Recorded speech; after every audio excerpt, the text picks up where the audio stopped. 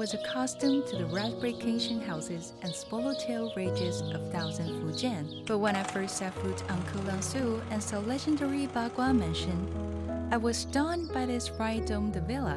What makes this building so unique? How did this stand apart from the traditional architecture of Southern Fujian?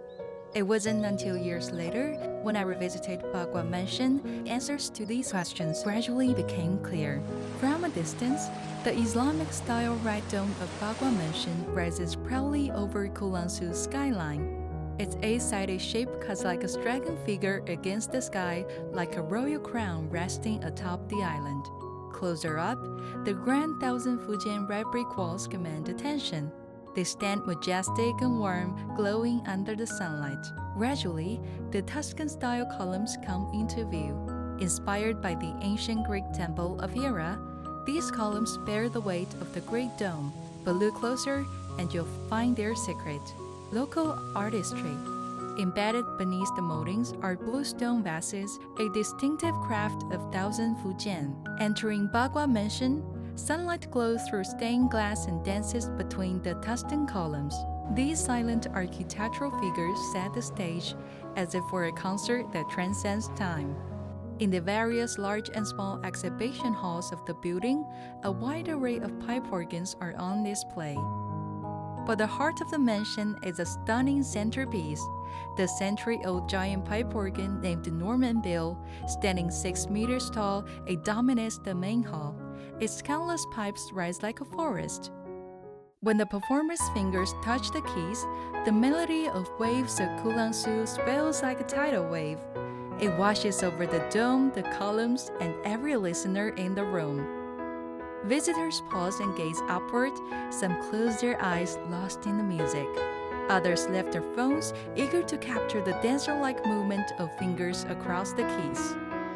The music harmonizes perfectly with Bagua Mansion's architecture, as if it was always meant to be here. Naturally, one thinks of the building's designer, John Abraham Mould, a missionary doctor from the United States.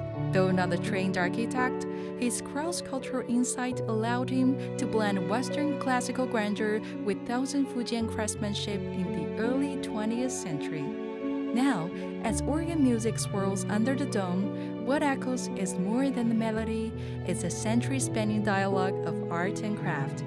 Dr. John Note wrote his score in brick and stone, his notes in architectural lines, composing a piece of frozen music.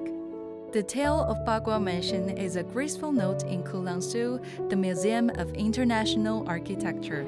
Wandering its lanes, you'll find the splendor of Spanish churches and the arched passageways of the old British consulate, where the delicate scent of Tieguan tea drifts by. Here, Western culture is not a passing guest, but an old friend deeply integrated into the island. Just as Kulangsu has inherited its enduring piano culture, with nearly every household owning a piano, and between the rising and falling of the keys flows a tacit understanding that has accompanied the tide for a century. So too do the coffee-making skills brought back by overseas Chinese from Southeast Asia fill numerous Chinese-style courtyards with a rich aroma from afar. As China opened visa-free travel to 54 countries, including France, Germany, and Italy, more and more visitors from far away can be seen strolling through the stone-paved lanes on the island. They stop in their tracks before Bagua Mansion, listening as pipe organ melodies tell the story of China's openness.